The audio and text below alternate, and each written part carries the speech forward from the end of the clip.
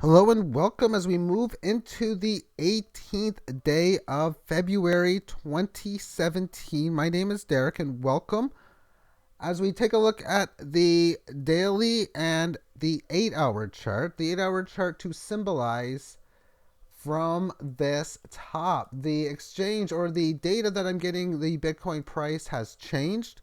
No longer will it be the BTCE, and I think the best one will be Bitstamp. I'm not too sure if there is a better one. I have downloaded the entire every hour since 2016 begun, with only one small error found in the data, which has already been fixed. And that was a lot better than the first year's data or since 2016 data I got with the other one. And yeah, so when I do these shorter term charts like this, it's going to be where do I want to see it from. So sometimes it'll be the 8 hour chart, 3 hour chart, 5 hour, 12, 17. Not often the 17, but different ones based on the situation of the market. And let's now take a look at the technical analysis of such. As within the daily chart, it's been correcting within this 18 average band, now breaking out pretty much at its previous high and close to this one as well. So bullishness in play, and again, seeing it from this point, let's move on further. So here we have it. And within this, after all of this selling took place, a few lower highs, but the uptrend ever since that hasn't had much in the way of retracing. There was this one big move in here, has regained its sense. And now, if we add in the Fibonacci from the 76.4, it comes in at 1033, which is very interesting when you look at this because within this fall, oh, okay, this looks like failed breakout, doesn't it? I mean, you're at a big resistance level that you did for a while with successful support. You broke above it, stabilized, and boom. That's not good. That's not good. No, it's not. Failed move, fast move. And maybe this was what the fast move was, but now you're starting to say failed move to the other direction, failed move, which is how this is looking. Another way of indicating this now as the failed move is because it's now back within the same range. So back to where it was in that spot. And when you are breaking above 76.4, you are stating that this is the failed move and you're ready to kickstart to at least test the previous high. That looks like it's where she is going towards. As far as short-term support is concerned, previous resistance roughly right there on the short term. And then if of course it comes up here, you'd be looking at this area as the support level, but that's of course, let's wait until a break of such an event is to occur.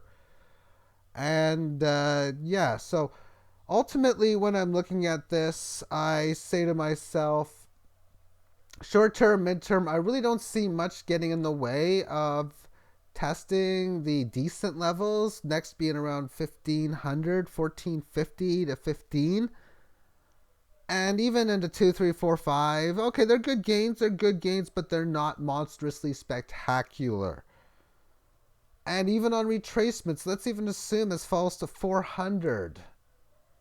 Well, those are really bad losses, but they're not spectacularly destructive ones like killing you kind of deal.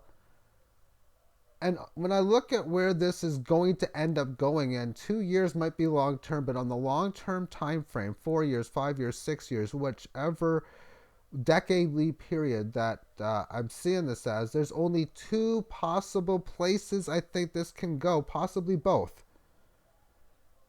And that would be either extreme celebration, oh my god, look at what you got, or complete devastation. It seems as if that's it, to the point of having bitcoins at this price or at this price or even double, triple, quad from where it is now, 5,000, that having it then is going to be so much more valuable when it gets to those extreme mania phases, because is it possible that it's the reserve currency? Questions like that. And then I say to myself, well, yeah, it's possible, I suppose. You need two things to happen. You need the US dollar to lose its status and something to gain it. And right now, the fiat banking system and that, oh, it's on a good chance of collapsing in the next little while. I'm surprised it hasn't yet, actually. But, and then to replace it, okay, well, it would make sense. So in that situation, you buy again, or you got in at 1,000, 2,000, 5,000, 400, regardless of that number. On the date when it's reserve currency, how much more value or buying power do you have from that point on? That is what the mega victory would be. And of course, the mega loss is pretty much or exactly at that of nothing. So we're looking at a straight bet. In gambling, you make a bet. Okay, I bet you $500 this happens. In fact, I made a $20 bet today for Russell Westbrook at 3.5 odds to win most valuable player, which means they will pay me $75 profit if he is such. This is the third year that I've bet it, and he has won it 2 years in a row. So therefore, I'm doing it because I think it's close to 50%, maybe 40% that he gets it, yet I'm getting tremendous value for such. And if I lose everything, and everything's $20. But if I win 75 and I get my $20 back as well. So in this case here, you're betting on this, so you bet to assume it loses everything. Yet, where are the rewards? Are we talking 3x? Okay, that's definitely in play, especially in the short midterm time frame. 5x, 20x for buying power value. And if you had a 50% chance of success rate for that situation of either the boom or bust, well, it's a no-brainer, amazing bet long term. It is, even if you're talking 20x and a 10% chance, 12, 13% chance, it's still a good bet on mathematical ROI, return on investment, as far as that type of thinking would be concerned. So that's what I see with a lot of this type of market, as far as it's, I don't know where it's going. I see that it's got a lot of potential. I just went over a few little notes, with the first one being blockchain technology is part of the future. On Friday, I was looking around and I seen that there's actually sports wagering available without a betting account. Simply Bitcoin. You pay with the Bitcoin and you get Bitcoin blocks, or excuse me, you get the blockchains to execute the wager, and then the winner of the wager would get paid back in Bitcoin. I think it's something like that. I didn't make any bets on it, but the whole point is the technology is rising. People are growing in their dislike of central banking, as well as their knowledge of it and the corruption of it. And it's just, it's awfulness that it has. And when that happens, that's just, how can that be a negative in the short midterm for the Bitcoin price? No transaction fees. This is huge. Think of how Blockbuster, when the millennium turned, they went out of business because they couldn't adapt to new technology. If PayPal doesn't adapt to this, it's almost a no-brainer they will get destroyed, because their fees are extremely high and there's no fees on Bitcoin. So if you're a merchant, there's going to come a point where they're going to have to take it, because so many more people have it. The demand is so high, and if they want to sell their product or service, they're going to have to just take it, whether they like it or not. And if they don't like it, they'll still take it and then just get out of it, kind of deal. But either way, they're still going to be taking it. And then they'll be at the point where, do I want to sell by PayPal or Bitcoin? Because where I buy gold and silver from, you have to pay more if you pay by credit card or PayPal. Where if you pay by other methods, you don't.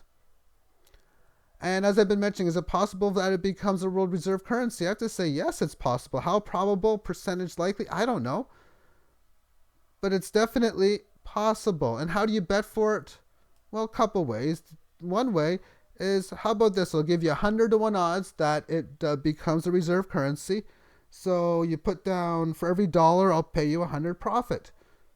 Okay, so you pay me, and then it becomes such. And well, if it becomes it, the first thing that happens, or one of the things that has to happen before that, is the US dollar has to collapse. So I have no problem paying you something that I might be able to buy now at an antique shop. It'll be a new item at the antique shop.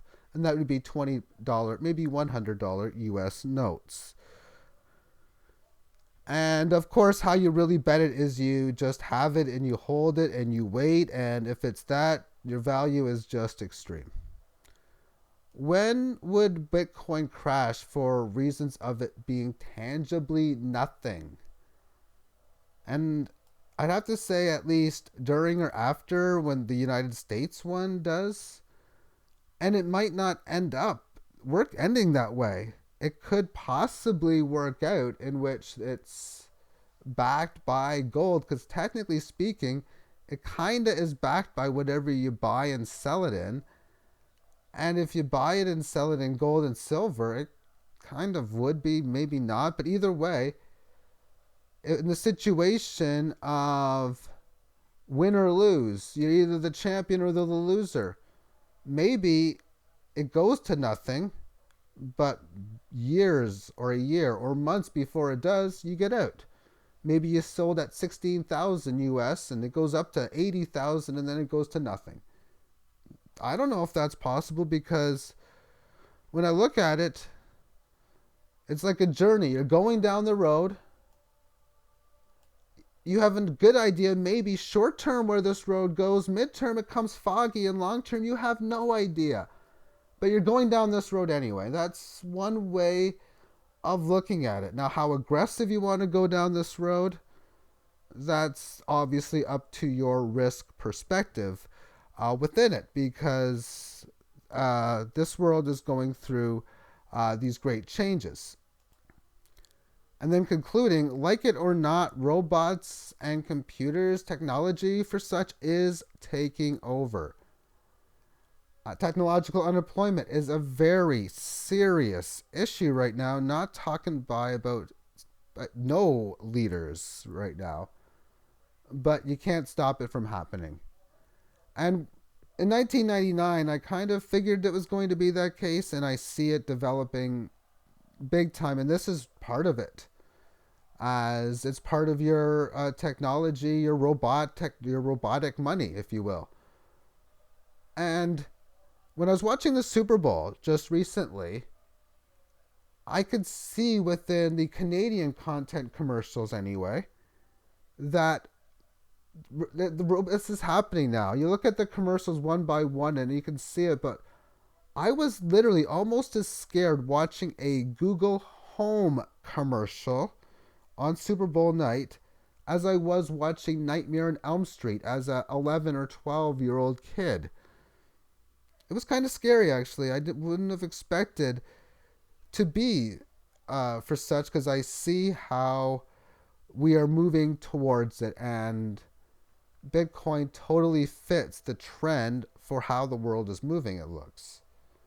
At least blockchain does. Whether Bitcoin becomes something midterm or long term, I don't know. But it definitely looks to be something good short term. And when you look at the fundamentals for the big crash, I don't know if I can see it. I realize that whenever you transfer a Bitcoin to someone, whenever you buy something, sell something, no Bitcoins are, no price change is done at all. Yet, if you want to buy Bitcoin, that brings the prices up, because that forces exchanges to sell them to you, and, well, when they sell them, they have to raise their prices. And when there's a panic to get out, that means people have to buy it when there's less buyers that exist at that time. And that means the big buyers, the big people, will say, okay, I guess I'll buy, but I'll buy a bit here, I'll buy a bit here, a bit here, a bit here, a bit here, a bit here, and that's how crashes happen. So do I see any of that type of mechanism come in? I don't think so. I really don't. I mean, I'm sure it could. I don't know some of the fundamentals for it. It obviously had some big moves here back before it went from this high level down to around 200 or so. So it's happened before. It's part of the midterm risk, I think, is low to intermediate. And it's a wild card for how this thing plays out for like 5, 10 years. But I've already stated how I'm feeling at this point. I'm just doing some decent research into it right now. A lot of what I'm seeing really impresses me. Two things don't. One, the processing time is a little slow or a lot slow. And two, it's backed by nothing. But both are fixable. The first one is a little easier to fix, I think. But thank you for tuning in. And thanks for all the support within the videos, commenting, subscribing, liking, sharing, all that kind of stuff. And again, helping out within letting people know in your daily lives whenever good opportunities exist about banking, the corruption, central banks, gold, silver, Bitcoin, all that kind of stuff. And when I look at it with millions of people, each slowly helping one or a small few people at a time, will take no time at all for great change to happen. For if a million or so people are working within 1.5 million or 2 million people at a given time, well, then what's going to happen is some of those people are going to talk to other ones, and the other 1.5 million people are going to talk to new people because they don't need to talk to Joe or to Jenny or that person because they got it. And now they can talk to another person. And I think that's really what it's coming down to. But I see a lot of people, a lot more of this being accepted. It's just different things. I can order a pizza. Whether I trust the place that I'm selling from, I don't know. But it looks like I can order a pizza and have it delivered to my house in your normal 40 minutes. Not like I would do that. I hardly ever order pizza, but I can do it. And then again, as I've been mentioning before about the this part here, I think when we look at 2018, 2019, and beyond, which is not many years, early 20s, that there's going to be a large increase of merchants wanting that technology because it's not just internet money. It is, but when you go to a brick and mortar location somewhere, they got the internet. And they got Wi-Fi for you to have the internet if you need it. It all works. So anyway, thank you for tuning in and have yourself a great day. Bye-bye.